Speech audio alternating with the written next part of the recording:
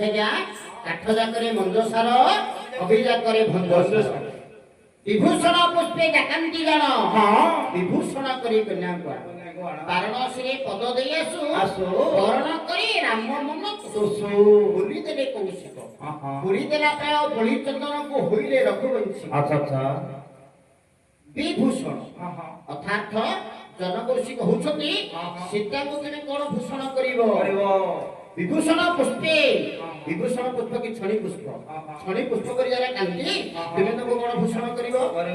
ବାରଣସୀରେ ପଦ ଦେଇ ଆସୁ ବାରଣ ଯେମିତି ବାରଣରେ କଦଳୀ ବୃକ୍ଷ ବାରଣ ଧସ୍ତି ବାରଣରେ ଗଣେଶ ବାରଣରେ ଓଢ଼ଣା ସୀତାମାଙ୍କ ମୁଣ୍ଡରେ ଓଢ଼ଣା ଦେଇ ଅଗ୍ରପୂଜ ଗଣେଶଙ୍କ ପାଦ ତଳେ ମୁଣ୍ଡିଆ ମାରି ଘରୁ ବରଣ କରି ରାମ ମନ ପୁଷ୍ପମାଲ୍ୟ ଦେଇ ରାମଙ୍କର ମନକୁ ଆନନ୍ଦିତ କର ଜନକ କଥା ଶୁଣି ପ୍ରଭୁ ରାମଚନ୍ଦ୍ର ଚନ୍ଦନ ବଳି ଉପରେ ଆନନ୍ଦ ଲାଗେ ସେହିପରି ଆନନ୍ଦିତ ହୋଇଗଲେ କିନ୍ତୁ ସୀତାମା ବରଣମାଳ ଦଉନାହାନ୍ତି କଣ ପାଇଁ ସୀତାମା ମନରେ ଭାବୁଛନ୍ତି କାହିଁକି ଦଉନାହାନ୍ତି ସୀତାମା ମନରେ ଭାବୁଛନ୍ତି ଯେ ରାମଚନ୍ଦ୍ର ମିଥିଲି ଆସିବା ପୂର୍ବରୁ ପଥରାର୍ଥ ବାଟରେ ପଥରଟିଏ ରାମଚନ୍ଦ୍ରଙ୍କ ପାଦର ଧୂଳି ପଡ଼ି ପଥରଟିଏ ନାରୀ ହୋଇଗଲା ମୁଁ ତ ବହୁତ ଗୁଡେ ପୁଷ୍ପ ଗୁନ୍ଥିଛି ନା କାଳିକ ପୁଷ୍ପର ଅଭିଶାପ ଥିବ ରାମଚନ୍ଦ୍ରଙ୍କ ଦେହକୁ ସ୍ପର୍ଶ କଲା ପରେ ଯଦି ସେ ନାରୀ ହୋଇଯିବ ରାମଚନ୍ଦ୍ର ମତ ଗ୍ରହଣ କରିବେ ନାହିଁ ସୀତା ମନରେ ଭାବୁଛନ୍ତି ଲକ୍ଷ୍ମଣ ଭାବୁଛନ୍ତି କଣ ବୋଧେ ପ୍ରଭୁଙ୍କର ବେକକୁ ମାଙ୍କର ହାତଟା ପାଉନାହିଁ ତେଣୁକରି ସେ ପୁଷ୍ପମାଳ ଦେଇପାରୁନାହାନ୍ତି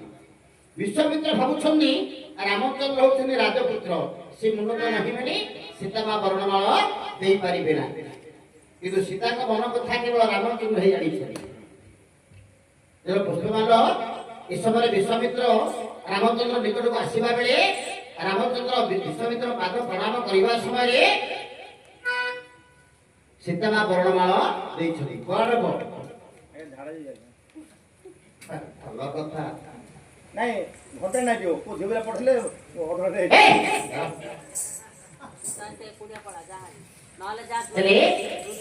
ସୀତାଙ୍କ ମନ କଥା କେବଳ ରାମଚନ୍ଦ୍ର ହିଁ ଜାଣିଛନ୍ତି ପୁଷ୍ପମାଳ ଗ୍ରହଣ କଲା ପରେ ରାମଚନ୍ଦ୍ର କହୁଛନ୍ତି ସୀତେ ଇଏ ରାଜା ସ୍ତ୍ରୀ ପୁରୁଷର ପ୍ରଥମ ସଂକେତ ଆଜିକାଲି ସେମାନେ ପଇସା ଦଉଛନ୍ତି ସ୍ତ୍ରୀର ମନ କଥା କେବଳ ସ୍ୱାମୀ ଜାଣିଥାଏ ସ୍ୱାମୀର ମନ କଥା ଯଦି ସ୍ତ୍ରୀ ଜାଣିବ ତାହେଲେ ସେ ଘର ହେଲା ବୈକୁଣ୍ଠ ସମାଜ ସୀତାଙ୍କ ମନ କଥା ଜାଣି ପ୍ରଭୁ ରାମଚନ୍ଦ୍ର କହୁଛନ୍ତି ସୀତେ ତୁମେ ତ ମନରେ ଭାବୁଛ ଏ ସବୁଯାକ ପୁଷ୍ପ ନାରୀ ହେଲେ ମଧ୍ୟ ତୁମ ବିନା ଅନ୍ୟ ସ୍ତ୍ରୀକୁ ଗ୍ରହଣ କରିବି ନାହିଁ ରାମଚନ୍ଦ୍ର ଶପଥ କରି କହିଲେ ସୀତା ମଧ୍ୟ କହୁଛନ୍ତି ପ୍ରଭୁ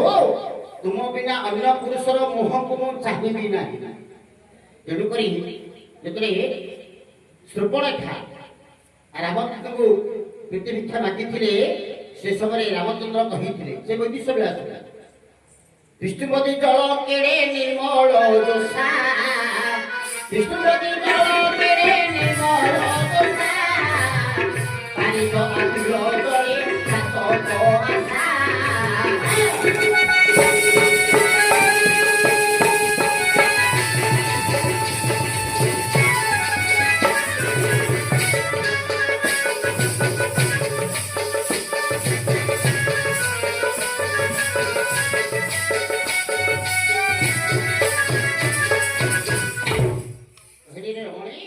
ବିଷ୍ଣୁପତି ଜଳ କେଡ଼େ ନିର୍ମଳ ଦୋଷା ବାରିଦ ଆବିଳ ଜଳେ ଚାତକ ଆଶା ବିଷ୍ଣୁପତି ଯେ ଗଙ୍ଗାର ଜଳ କେତେ ନିର୍ମଳ ହେଲେ ମଧ୍ୟ ଚାତକ ପକ୍ଷୀ ତା ତୃଷା ମେଣ୍ଟାଏ ନାହିଁ ଗଙ୍ଗାର ଜଳ ନିର୍ମଳ ହେଲେ ମଧ୍ୟ ଚାତକ ପକ୍ଷୀ ତାକୁ ପିଇ ତା ତୃଷା ମେଣ୍ଟାଏ ନାହିଁ ଆକାଶ ମାର୍ଗରୁ ବିଦ୍ୟୁମାତ୍ର ଜଳ ପଡ଼ିଲେ ତାକୁ ପିଇ ତା ତୃଷା ମେଣ୍ଟାଏ ସେହିପରି ତୁମେ କେତେ ସୁନ୍ଦରୀ ହେଲେ ମଧ୍ୟ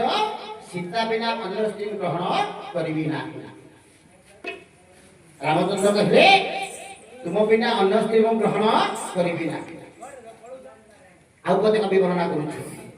ବିଧାନ ହୋଇଛି ତା ନାମ ସୀତା